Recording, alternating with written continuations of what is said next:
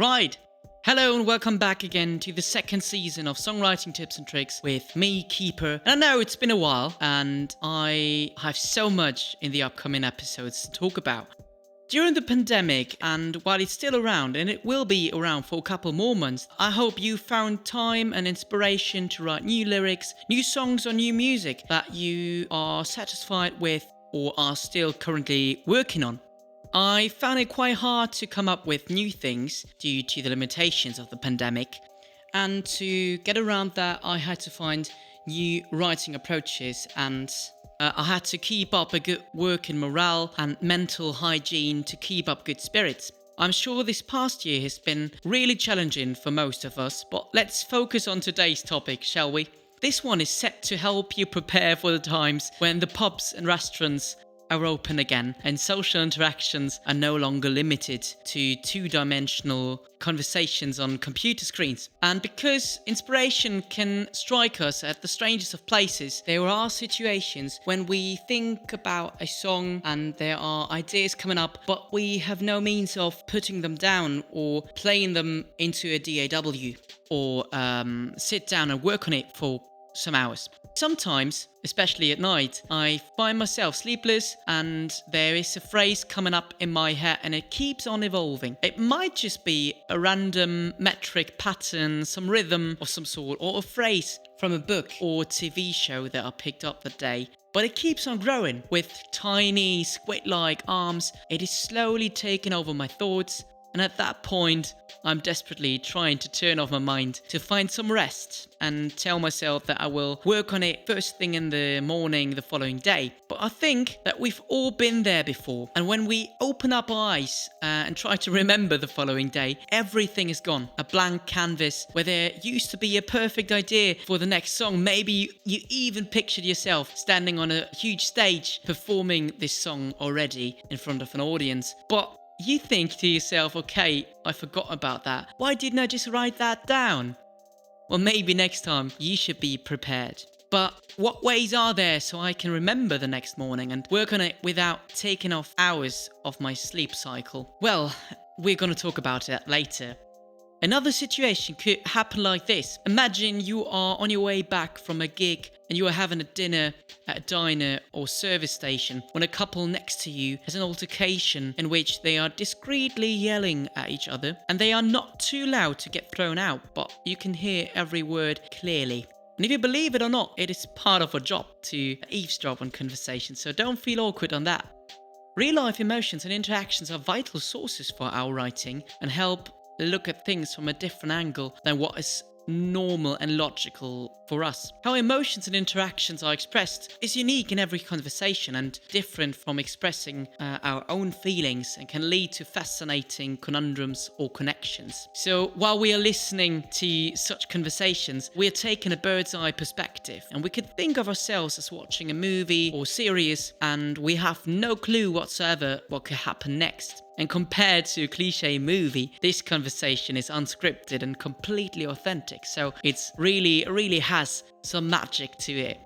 So observing provides us with essential data to use in our lyrics and songs to tap into our listeners' lives and make our music much more relatable. There indeed might come up a fantastic idea for a title throughout the altercation to start writing from, or bits and pieces that might fit a verse or another part of a song. But then, you know it, your food is brought to your table. You fully immerse yourself in whatever delicious dinner you're having. Or maybe you're not alone and your companion is distracting you for a minute, and right after that, you've entirely forgotten what it was that was so interesting about this conversation you just listened to, and that will perfectly fit a song or make a good song. Maybe you even had an idea how to put these words to a melody, a hook even, but that idea is gone. It slipped your mind and you have no way to ask unless you want to appear really nosy. Maybe that was the song that could have started your career or would have taken your career to a whole other level. That chance is gone and you absent-mindedly consume your food, hoping it will come back, and you are really mad at yourself. I guess we've all been there before. I have, for sure. It might not have been parts of conversations, but rather spontaneous idea, phrases, melodies or hooks, both musically and lyrically, that slips your mind when you say to yourself, okay, I'm going to remember that and I'm going to work on that later on. Now you might ask yourself, how do I prevent such situations? Well, the answer is pretty simple, to be honest, in the 21st century. Well, in the past, we were bound to analog paper and pen. Remember, the pen is still more powerful than the sword. Nowadays, we have a rather handy notebook right at our demand. Whether it is your vintage PDA you still carrying around or a contemporary smartphone, there are no limitations to when it comes to jotting down a piece of information you don't want to forget. Lyrically, all such ideas could be noted down in the innate note application of whatever operating system we are using. Suppose you're using an iPad, any other tablet or a smartphone paired with a stylus.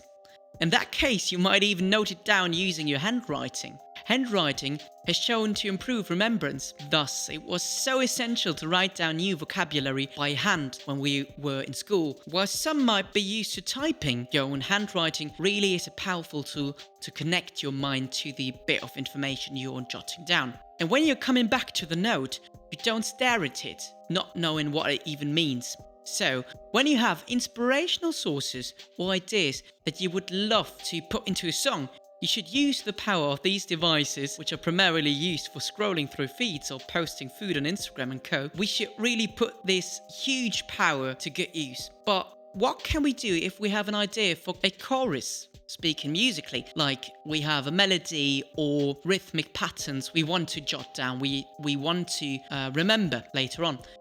Well, your little device friend, which is multiple times more powerful than the Apollo 11 spacecraft's computer, got you covered as well. There is a built-in voice memo application in most operating systems, which can really save your day. I guess most of you know this application on the devices, but can you recall when you've last used it for this purpose?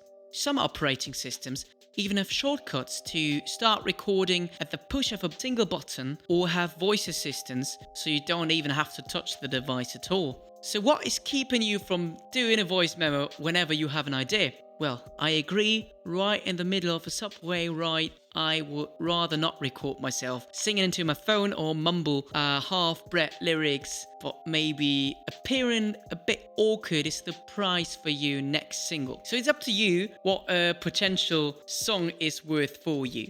Imagine for a moment you are on the phone talking to a family member. They are telling you about the latest breakup, they're talking about some sad or happy news, and they're using unique, vivid language that you wouldn't even have thought of. And so why don't you use a piece of paper and scribble down the combination of words that pop up while listening? Because soon enough, the memory will be gone. The next moment, you can't remember what the other person said. That is the fault of the short-term memory, so don't rely on it. Rather play it safe and scribble it down. Great songs have started out as notes on a piece of paper or a napkin at a restaurant, so don't hold back. You are a writer. It is your job to get the job done and write, so what is holding you off? Suppose you are living in a lively city and you're lucky enough to have a car. In that case, you should have a couple of pens in your car as well. So when you're stopping at a traffic light or pulling over and there's some situation that you want to put into a song, you should note it down. And if you're brave enough, you could even take a picture of the scenery, but make sure not to be seen. It will be rather creepy. This might lead to unnecessary fuss with the pedestrians, and you should keep those pictures to yourself, as you most likely have no rights to share these images online. But listening to conversations while in the car when you've pulled over or are at a traffic light might also lead to unique bits of information to put into your song. If inspiration strikes, you should rather be safe and pull over to prevent accidents and fully concentrate on driving though. There's no use in you taking down those notes if you die in a car crash a second later. So if you don't have a car yourself and there's no car sharing service in your city, you might as well try to take notes of conversations in and on public transport. While I have mentioned the problem with recording your voice in crowded rooms and especially on public transport, you might want to note down interesting observations in a notebook or phone for later use.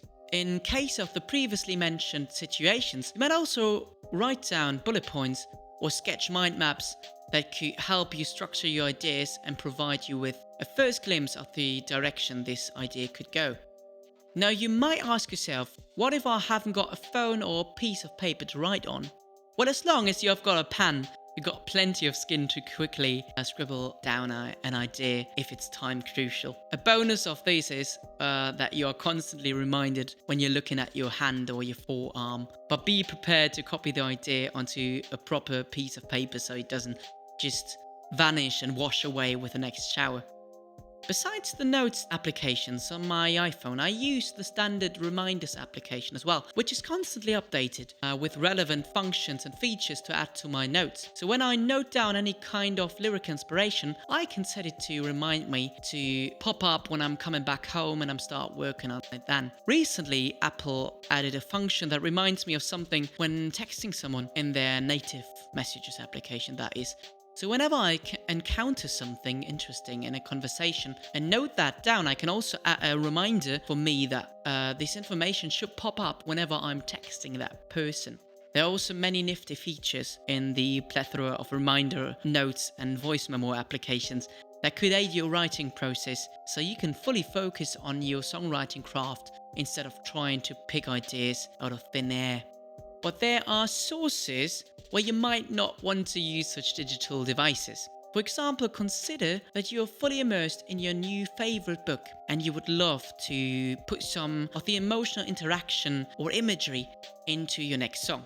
So you might want to jot down some of it into a mind map or list to remember when writing later on. Otherwise, this information will be gone with the wind within the next minute. The next page is going to take you somewhere else entirely. The same goes for your favorite TV show or movie, so be prepared to take notes on those things that could light the spark for your next masterpiece. So maybe you've heard of the phrase, a picture's telling more than 1,000 words, or something similar, and I think that this is quite true.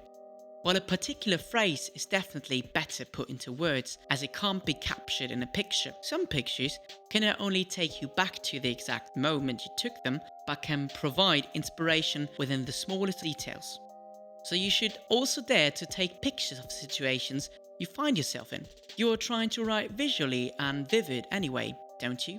And you don't need expensive gear, just your phone or an inexpensive point and shoot camera that you've had at hand. From my experience, within the last year especially, using any kind of camera also leads to different points of views in songs, as you can easily change your position to anything else than eye level, which we are most acquainted with. Zooming in and out could also easily help take different angles in pictures, and more importantly, in your next song. So why don't you try it out?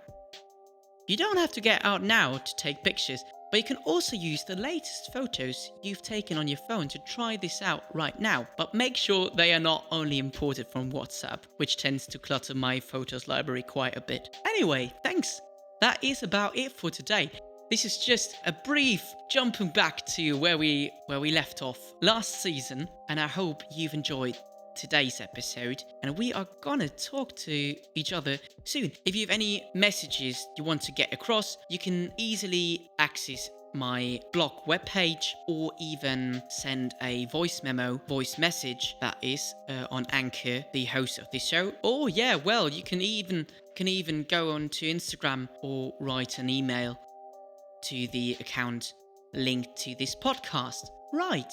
That's it for today. I think I've gone a bit over the time frame I set myself last season, but this one is entirely new and we are having a good time. So I am really grateful for your feedback so far and the messages that reached me last season. And I'd hope to hear from you all how you think about the program, what you want me to cover, and how you think about the methods and approaches we are going to discuss. Thanks. This is Keeper, and this was Songwriting Tips and Tricks for this episode. Goodbye.